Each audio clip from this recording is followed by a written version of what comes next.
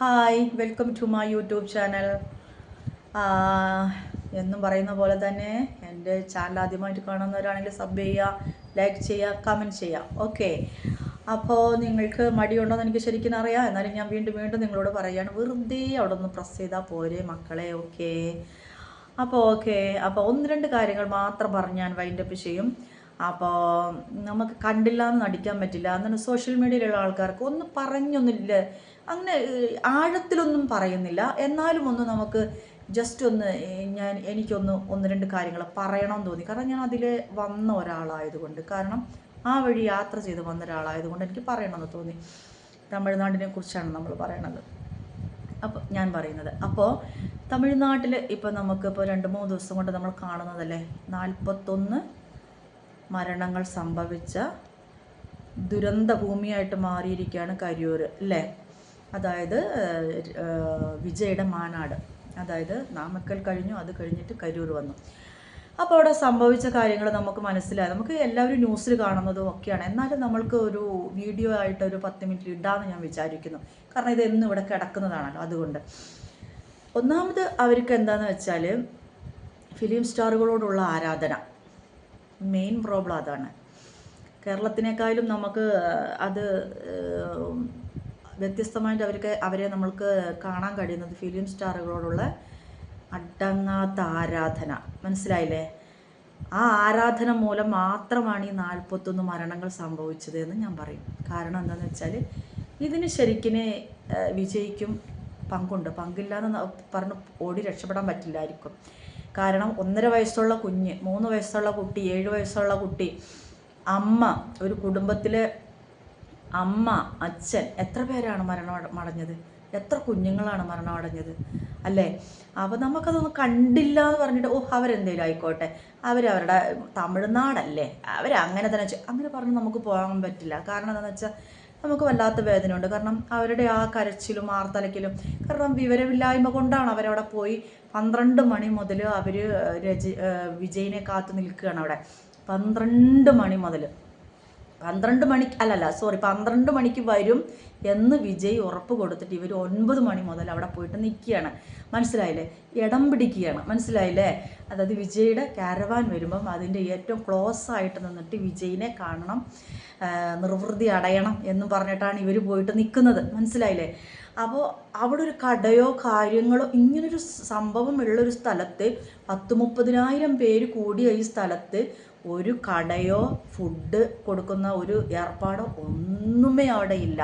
പോട്ടെ, വെള്ളം പോലും ഇല്ല എന്നാണ് നമ്മൾക്ക് കിട്ടിയ അറിവ്, നമ്മൾ ന്യൂസിലൊക്കെ പറയുന്നത്. അപ്പം വെള്ളം ഇങ്ങനെ അപ്പോൾ വിജയ് 7 മണിക്കൂർ ലേറ്റായിട്ടാണ് വിജയ് വരുന്നത്. 7 മണിക്കൂർ ലേറ്റായിട്ടാണ് വിജയ് വരുന്നത്. ആ സമയം ആയപ്പോഴേക്ക് എന്തായി, ആൾക്കാർ 10-30,000-40,000 പേരവിടെ തിങ്ങി നിറഞ്ഞു കഴിഞ്ഞു. അതുകൊണ്ട് രാവിലെ മുതൽ 9 മണി മുതൽ വന്ന ആൾക്കാർക്ക് ദാഹിക്കുന്നുണ്ട്, പുറത്തേക്ക് പോകണം, ഒരു കട തേടി പോകണം, അല്ലെങ്കിൽ സുഖമില്ല, ഇവിടെ നിന്ന് പുറത്തേക്ക് ഇറങ്ങണം, വഴിയില്ല. മനസ്സിലായി? ഒരു വഴിയുമില്ല. കൂട്ടം ഇങ്ങനെയാണ്, നമ്മൾ കണ്ടതാണ് ന്യൂസിൽ, ഇങ്ങനെയാണ് പോകുന്നത്. ഒരു രക്ഷയില്ല പുറത്തേക്ക് പോകാൻ. ഒരവസ്ഥ നിങ്ങളൊന്ന് ആലോചിച്ച് നോക്കൂ അല്ലേ? തമിഴ്നാടിൻ്റെ ഒരു അവസ്ഥ ഒന്ന് ആലോചിച്ച് നോക്കൂ. 30,000 പേരെ നിയന്ത്രിക്കാനാകെ 500 പോലീസുകാരാണ് ഉണ്ടായിരുന്നത്. മനസ്സിലായില്ലേ? 500 പോലീസുകാർ. അവിടുന്ന് വിജയ് കാരവാൻ്റെ മുകളിൽ നിൽക്കുന്നു. ഞാൻ ശ്രദ്ധിച്ച കാര്യമാണ്, ഞാൻ ലൈവ് കണ്ട ആളാണ്, ശ്രദ്ധിച്ച കാര്യമാണ്. കാരവാൻ്റെ മുകളിൽ നിൽക്കുന്നു, ഇങ്ങനെ സ്പീച്ച് കുറച്ചൊക്കെ പറയുന്നു. അപ്പോഴേക്കും ആൾക്കാർ കുഴഞ്ഞു വീഴുന്നു, വെള്ളം ചോദിക്കുന്നു. അപ്പം പുള്ളിക്കാരൻ വെള്ളം ഇങ്ങനെ എടുത്ത് എറിഞ്ഞു കൊടുക്കുന്നു. എത്ര എറിയും? 30,000 ബോട്ടിൽ എറിഞ്ഞു കൊടുക്കാനുണ്ടോ അവിടെ? 9 മണിക്ക് മുതൽ വന്ന ആൾക്കാർക്ക് കൊടുക്കാനുള്ള ഭക്ഷണമോ അല്ലെങ്കിൽ ഒരു ബിസ്ക്കറ്റോ ഒരു കുപ്പിവെള്ളം 10 രൂപയുടെ കുപ്പിവെള്ളമോ അവിടെ ഉണ്ടോ? ഇല്ലല്ലോ. തമിഴ്നാട്ടിൽ കുപ്പിവെള്ളം കൊണ്ടുപോകാൻ പാടില്ല എന്ന് തോന്നുന്നു. അതാണ് ആലോചിക്കണം നിങ്ങൾ. മനസ്സിലായില്ലേ? അപ്പോൾ ഇത് കൊടുക്കുമ്പോൾ ആംബുലൻസ് വരാൻ പറയുന്നു. ആംബുലൻസിൽ ബോധം കെട്ടവരെ എല്ലാം വലിച്ചെടുത്ത് കൊണ്ടുപോകുന്നു, അടിച്ചൊതുക്കി കൊണ്ടുപോകുന്നു, മാറോട് ചേർത്ത് കൊണ്ടുപോകുന്നത് നമ്മൾ കണ്ടിട്ടുണ്ട്. വനിതാ പോലീസ് മാറോട് അണച്ചു കൊണ്ടുപോകുന്നതും കണ്ടിട്ടുണ്ട്. ഈ ലൈവിൽ തന്നെ പോലീസുകാർ അടി കിട്ടിയ കുറേ പേരുണ്ട്. മനസ്സിലായില്ലേ? അവരെന്ത് ചെയ്യാൻ പറ്റും? 500 പേരല്ലേ ഉള്ളൂ, എന്താ ചെയ്യാൻ പറ്റിയവർ? അവർക്ക് നിയന്ത്രിക്കാൻ പറ്റാതായിപ്പോയി. അപ്പോൾ ഈ വിജയ് എന്താണിത് അടുത്ത ഡയലോഗ് പറയുന്നതെന്നറിയാമോ? ആംബുലൻസ് വരുമ്പോൾ പറയുന്നത് ഏപ്പാ പിന്നെ ആംബുലൻസിലും നമ്മ കൊടിയാ എപ്പടി. അപ്പോൾ വിജയ് ഇതാണ് കാണുന്നത്, മനസ്സിലായില്ലേ? ആ കൊടി, ആളവിടെ ബോധം കെട്ട് മരിക്കാനായി കിടക്കുമ്പോഴും വിജയ്ക്ക് ആ കൊടിയോടുള്ളൊരു ഹരമാണ് അവിടെ കാണുന്നത്, മനസ്സിലായി? പൊളിറ്റിക്സ് എങ്ങനെ പൊന്തി വരണം, എങ്ങനെ ഞാൻ ഇതിൽ ഒന്നാമനായി എത്തണം എന്നുള്ള ചിന്തയാണ് വരുന്നത്. അത്രയും ജനങ്ങളെ ഫോളിഷ് ഒരു വിഡ്ഢികളാക്കിക്കൊണ്ടാണ് ആ വരവ്, മനസ്സിലായില്ലേ? വിജയ്ക്ക് ഒരിക്കലും ഇതിൽ നിന്ന് ഈ 41 ഈ പിന്നെ മനുഷ്യരെ ബലി കൊടുത്തതിൽ നിന്നും ഒരിക്കലും ജീവിതകാലത്തൊരിക്കലും മോചനം കിട്ടുമെന്ന് എനിക്ക് തോന്നുന്നില്ല. കാരണം ആദ്യമേ തന്നെ ഒരു രൂപരേഖ, ഈ വിജയ് പോയി കൂടുന്ന സ്ഥലത്തൊക്കെ ഏകദേശം എത്ര പേരാണ് ചെല്ലുന്നതെന്ന് ഏകദേശം ഒരു രൂപരേഖ എല്ലാവർക്കും ഉണ്ട്.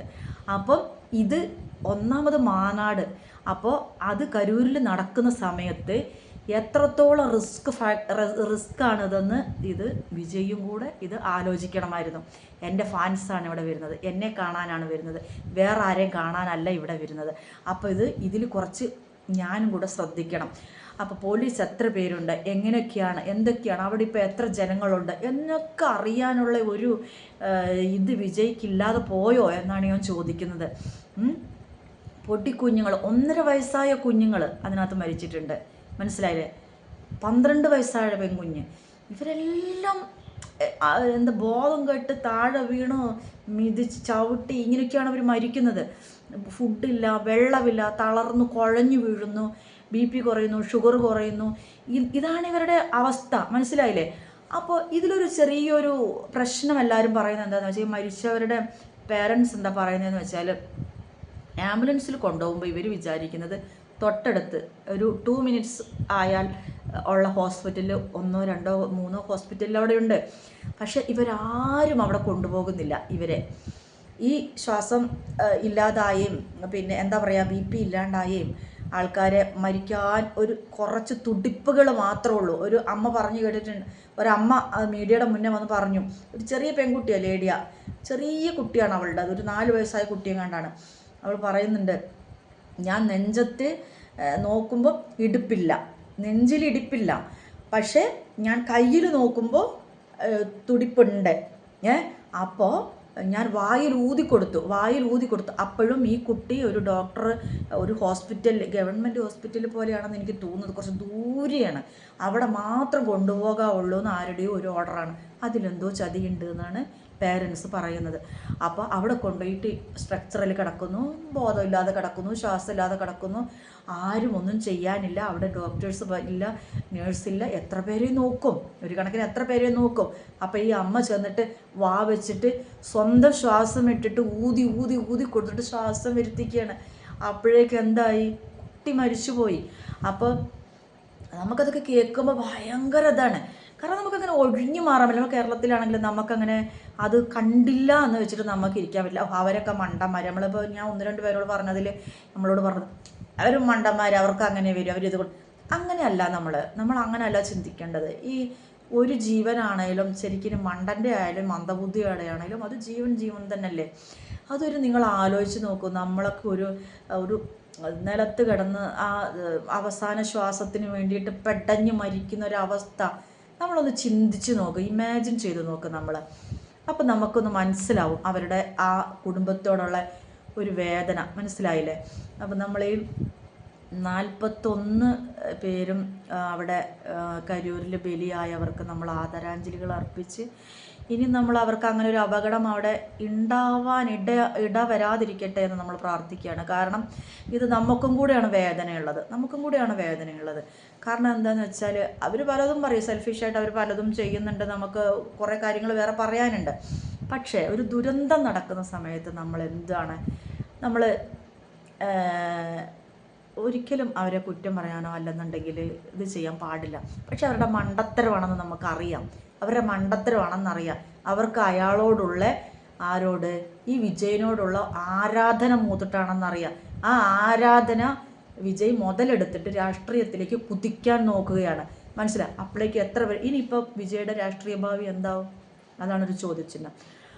അപ്പോൾ അത് ഞാൻ പറഞ്ഞിട്ട് ഇത് അനുവദിക്കാൻ പാടില്ല എന്നുള്ളതാണ്. കാരണം ഇത്രയും പേരെ കുരുതി കൊടുത്തിട്ട് ഇവരൊക്കെ എങ്ങോട്ട് കയറിപ്പോകാണ് പൊളിറ്റിക്സിൽ. എന്നാലും ഇനി അവരെ ഉയർത്താൻ കുറേ പേരുണ്ടാവും. അപ്പോൾ ഇതിലെങ്കിലും തമിഴ്നാടിന് മക്കൾക്കൊരു പാഠമാകട്ടെ എന്ന്